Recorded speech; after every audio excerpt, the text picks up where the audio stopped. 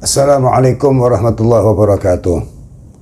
Kita mungkin akan menyaksikan, bila tidak, pasti akan mengalami sendiri sakaratul maut. Dengan mengetahui apa yang sebaiknya dilakukan, tentu akan berbeda dengan yang bertindak tanpa tuntunan. Misalnya masalah talqin dan yasin. Dalam melakukannya bukan asal dibaca, tetapi ada tata caranya. Dengan meluangkan waktu 15 menit, Anda akan mendapatkan 9 bekal terakhir menghadapi sakaratul maut. Siap ataupun tidak, berani ataupun takut, kemungkinan besar kita akan menyaksikan mungkin ayah atau ibu atau suami atau istri atau seseorang dalam posisi menjelang ajal. Kalaupun tidak menyaksikan orang lain, satu saat kita sendiri pasti akan mengalaminya. Karena itu aneh bila ada orang yang enggan atau takut atau menganggap tidak perlu, tidak penting membahas mengenai sakarat, padahal dia pasti akan mengalaminya. Yang tak kalah penting adalah mengajarkan kepada anggota keluarga, karena bila kita sendiri yang mengalami sakarat, yang akan menghadapi adalah anggota keluarga. Bila mereka tidak mengetahui tata cara yang benar, sedikit banyak akan mempengaruhi seseorang yang sedang bergumul dengan maut. Sebelum masuk ke inti permasalahan, perlu diketahui bahwa husnul khatimah atau su'ul khatimah seseorang tergantung dari amal perbuatannya semasa hidup. Bila demikian, apa manfaat kita mengetahui tata caranya? Entah seberapa besar kemanfaatannya, tuntunan agama dan logika kita mengajarkan agar melakukan tindakan tertentu. Itulah upaya terakhir yang masih dapat kita lakukan, dengan harapan dapat membantu atau meringankan atau membuat lancar peristiwa tersebut. Menjelang kematian, pikiran seseorang akan dikuasai rasa takut, rasa sedih, karena meninggalkan keluarga, mungkin teringat dosa, mungkin juga terbayang alam barzah, menyesali kurangnya amal dan lain-lain. Rasulullah SAW dan para ulama menganjurkan beberapa tindakan dalam menghadapi kejadian tersebut. Secara ringkas diantaranya yaitu yang pertama, wajib berhusnudzon, berprasangka baik kepada Allah. Rasulullah SAW bersabda, janganlah salah seorang di antara kamu meninggal kecuali dalam keadaan husnudzon kepada Allah. Dalam riwayat lain dengan tambahan kalimat, karena prasangka baik kepada Allah, harga surga. Yang dimaksud dengan berprasangka baik, menumbuhkan di hati orang tersebut bahwa insya Allah, Allah akan merahmati dan mengampuni hambanya, karena Allah Maha Pengasih, Maha Pengampun, Maha Penyayang. Allah berfirman dalam sebuah hadits qudsi, aku yakni Allah sesuai dengan persangkaan hambaku terhadapku, maka silahkan berprasangka kepadaku sesuai yang ia kehendaki. Dalam masalah ini Ibnu Abbas radhiyallahu anhu mengatakan, bila kamu melihat seseorang yang sedang menghadapi maut, hiburlah dia agar berprasangka baik kepada Tuhannya. Bila sekiranya sembuh dari sakitnya, takutilah ia dengan azab Allah. Husnudzon bukan berarti berprasangka baik tanpa ada rasa takut. Rasulullah SAW pernah menjenguk seorang pemuda yang sakit menjelang ajal. Beliau bertanya, bagaimana keadaanmu? Ia menjawab, aku berharap kepada Allah, wahai Rasulullah, dan aku takut akan dosa-dosaku. Mendengar jawaban ini, Rasulullah SAW bersabda, tidaklah keduanya, yakni rasa takut dan harapan berkumpul dalam hati seseorang mukmin dalam kondisi seperti ini, melainkan Allah akan memberikan kepadanya apa yang ia harapkan dan menyelamatkan dari apa yang ia takutkan. Jadi, bila muncul rasa takut itu normal, tetapi harus berhusnudzon, berprasangka baik dengan rahmat dan ampunan Allah. Yang kedua, dituntun atau ditalqinkan dengan bacaan la ilaha illallah. Rasulullah SAW bersabda, talqinkanlah orang-orang yang akan meninggal la ilaha illallah. Rasulullah juga bersabda, siapa yang akhir ucapannya la ilaha illallah, maka ia masuk surga. Dalam riwayat lain, Allah akan mengharamkannya dari neraka. Mengapa perlu ditalqinkan? Rasulullah SAW pernah menyampaikan sebuah hadis yang dapat menjadi gambaran bagi kita tentang jawaban pertanyaan ini. Beliau mengatakan, hadirilah saudaramu yang akan meninggal. Ajarilah mereka la ilaha illallah dan gembirakanlah mereka dengan surga. Sebab orang yang bijak pun akan bingung pada saat sekarat, dan setan paling dekat dengan manusia pada saat itu. Demi zat yang jiwaku berada di tangannya, sungguh tatapan malaikat maut lebih keras daripada 1000 tebasan pedang. Demi zat yang jiwaku berada di tangannya, tidaklah nyawa mukmin keluar dari dunia sampai semua uratnya kesakitan di hadapannya. Tetapi yang perlu diingat, tujuan talqin hanya untuk mengingatkan, menuntun, sehingga ulama menjelaskan tentang caranya, yaitu orang tersebut orang dewasa dan tidak mampu atau belum membaca. Bila kita mendengar atau mengetahui ia telah membaca, walaupun tanpa suara, tetapi dari gerakan lidah, maka tidak perlu ditalqinkan. Yang kedua, orang tersebut dalam keadaan sadar. Jika tidak sadar, untuk sekedar antisipasi, siapa tahu ia mendengar, cukup beberapa kali tanpa perlu diulang-ulang. Yang ketiga, masalah talqin ini yaitu dengan cara yang halus, tidak memaksa apalagi berteriak. Yang mentalqinkan cukup membaca agar diikuti tanpa perlu berkata bacalah atau ikuti bacaanku dan sejenisnya. Yang keempat, bila telah mengucapkan kalimat tauhid atau kalimat thayyibah lain, tidak perlu dituntun lagi kecuali bila mengucapkan kata atau kalimat lain. Dan selanjutnya, sebaiknya yang mentalqinkan seorang yang disenangi. Lalu tuntunan yang lain, yang mentalqinkan cukup 1-2 orang di kanan kiri bersama-sama. Karena bila banyak, apalagi dengan bacaan sendiri-sendiri, dikhawatirkan justru membuat bingung. Selanjutnya, masalah talqin bila dikhawatirkan saat membaca terputus pada kalimat la ilaha yang berarti tidak ada Tuhan, cukup dengan kalimat Allah, Allah. Bila terjadi putus pada kalimat la ilaha, insya Allah juga tidak berpengaruh, karena yang dinilai oleh Allah adalah niat atau hati pengucap. Hal ini hanya untuk menghindari pendengaran yang kurang pantas saja.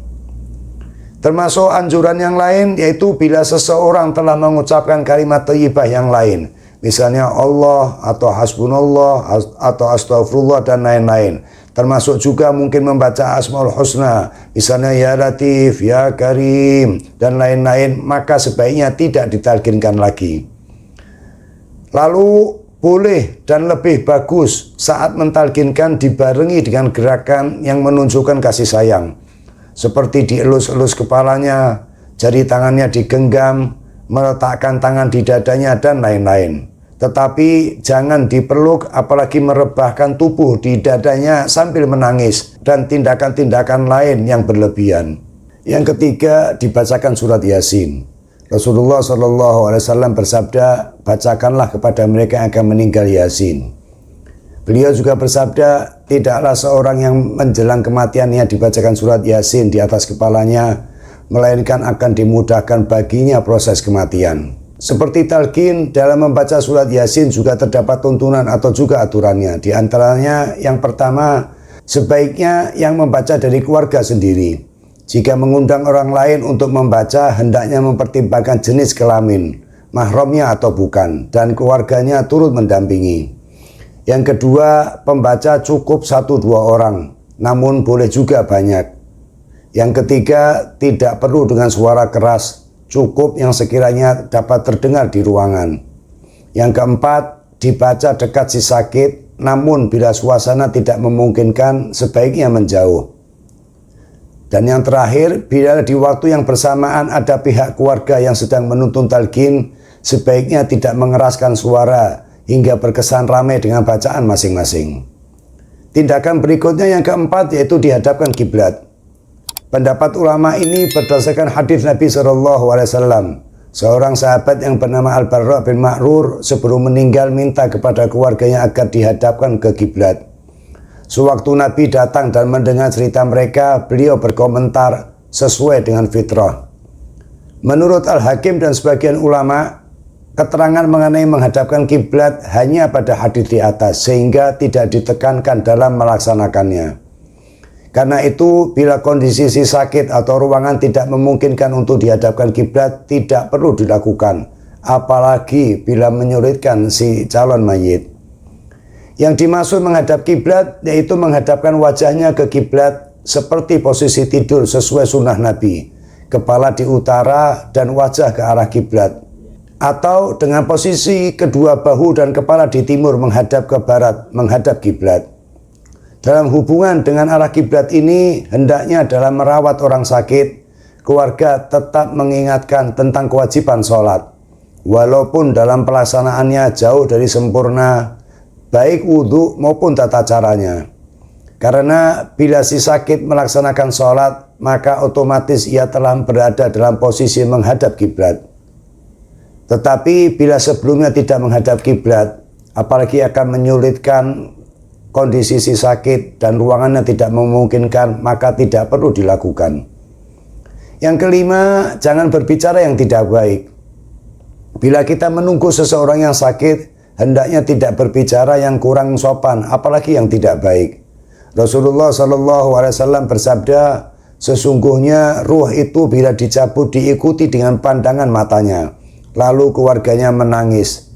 Janganlah kamu berucap kecuali yang bagus-bagus, karena malaikat akan mengamini ucapanmu. Anjuran ini untuk kita di zaman modern tidak sebatas dari ucapan lisan, tetapi termasuk dari TV, HP, dan lain-lain. Karena itu juga bila mengetahui tanda-tanda ke arah kritis, hendaknya segera dimatikan, termasuk saat keluarga sedang membaca Yasin atau talqin. Tindakan berikutnya yang keenam, sebaiknya tidak hadir mereka yang kurang disenangi. Untuk poin keenam ini anjuran dari para ulama, tetapi perlu dipertimbangkan karena bertujuan agar proses kematian berjalan dengan lebih baik. Dalam kondisi terbaring sakit, tentu saja seseorang akan senang bila ditunggu oleh orang-orang yang ia senangi. Dan sebaliknya, bila yang ada mereka yang tidak disenangi tentu saja akan berpengaruh pada diri dan suasana. Khusus dalam masalah meminta maaf, baik dalam keadaan sehat apalagi sakit, ajaran agama menganjurkan untuk memohon maaf kepada siapapun juga yang pernah bergaul dengannya. Pihak keluarga juga perlu memohon maaf tanpa memandang ada persoalan ataupun tidak dengan si sakit. Poin nomor 6 di atas, tujuan utamanya jangan sampai mereka yang sedang menghadapi ajal terganggu dengan hal-hal yang tidak semestinya terjadi. Selanjutnya yang ketujuh, sebaiknya tidak hadir mereka yang junub, haid, nifas, dan bukan mahram. Anjuran ini hanya upaya dari kita yang menyaksikan proses sakaratul maut agar dapat berjalan lebih ringan dan lancar.